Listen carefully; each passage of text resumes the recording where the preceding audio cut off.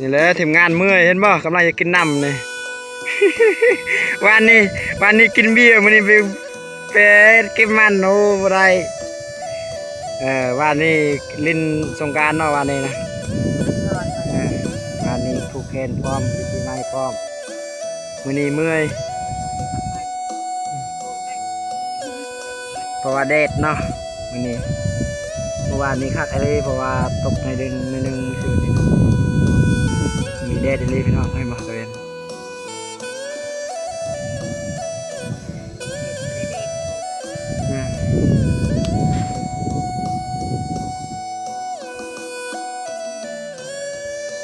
จะได้แล้วเว้ย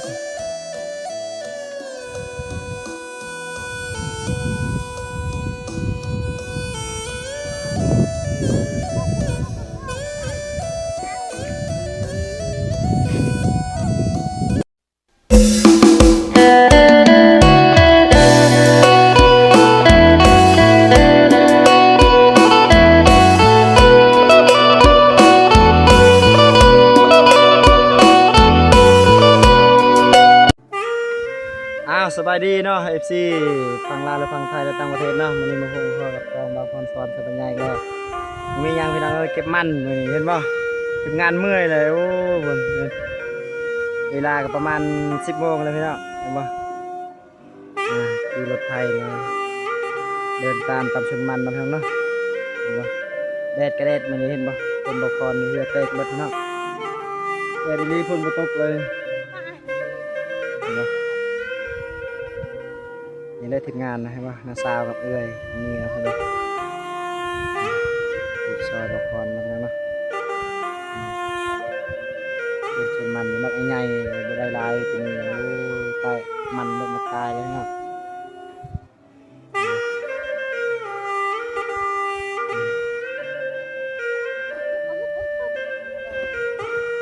เด็ดเด็ดพี่น้อง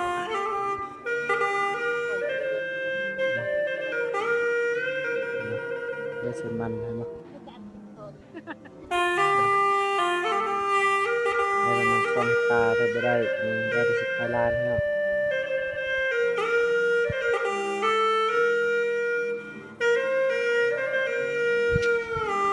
นี่แหละทีมงานเมื่อยเห็นบ่กำลังจะกินน้ำนี่ วันนี้กินเบียร์มันนี่ไปเป็ดกินมันโอ้บ่ได้วันนี้ลินสงกรานต์เนาะวันนี้นะวันนี้ผูกแขนพร้อมปีใหม่พร้อมมื้อนี้เมื่อยเพราะว่าแดดเนาะมื้อนี้เมื่อวานนี้คักอะไรเพราะว่าตกในเดือนมื้อนึงซื่อนี่มีแดดอีหลีพี่น้องให้มาตะเวน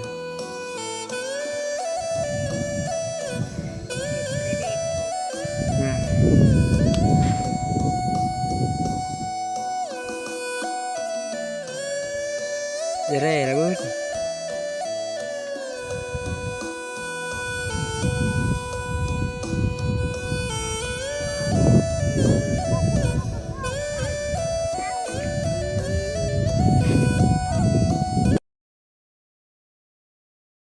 นี่เห็นบ่ทีมงานเก็บมันนี่เห็นบ่ไปทางมันเห็นบ่พลงพุ่นพักพุ่นเมื่อยเลยแดดจะเบิ่งนาซานะฟังนั่นผู้เดียว ไปยังลีกแดดเตียวมีห่มนี่ตายนะโอ้แดดอะไรนี่มันน้อยเดียวเลยเห็นบ่มันหัวน้อยทางงานเก็บแรงเมื่อเช้านี้เนาะได้รถคันหนึ่งไทยคันหนึ่งนี่ฟังนี้กันสองพังพี่น้องมันหัวน้อย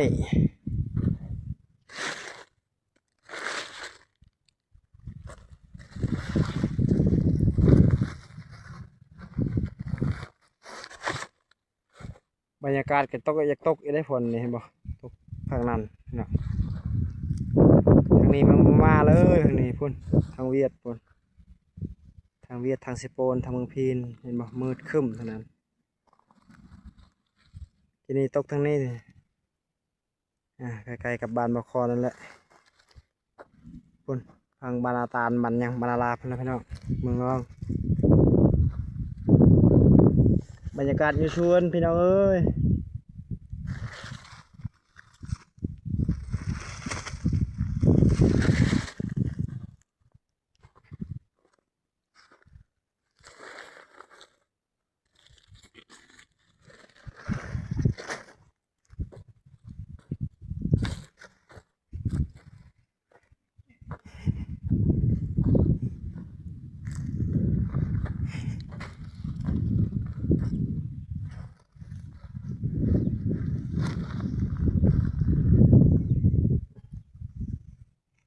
นี่มันเบิ้งมันหัวน้อยๆเลยพี่น้อง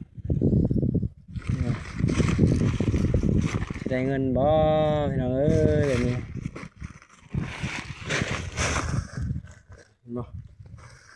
ทำนิ้วก้อยเลยมันนี่เพื่อสิได้พี่น้องต้องสู้แดดทุกคนพี่น้องทำบ่สู้บ่ได้เลยพี่น้องเด้อมันเป็นตามอาชีพของเราเนาะคือว่าอาชีพบาคอนนี่เฮ็ดชวนเฮ็ดนาเฮ็ดหน้าเลยพี่น้องเอ้ย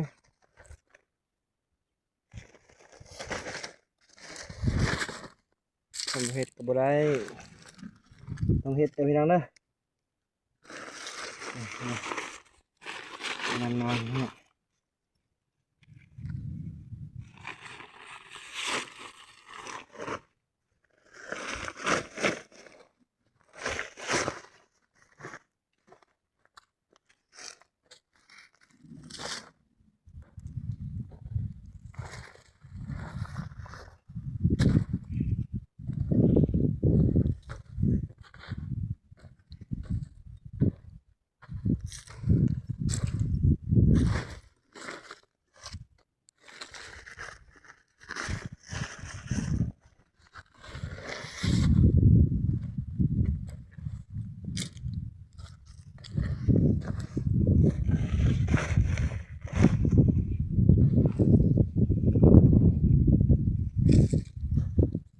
เมื่อยบ่ทีมงานเมื่อยบ่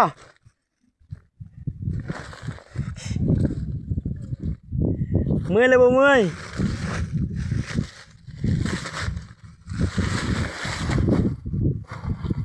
เมื่อยแดดพี่น้อง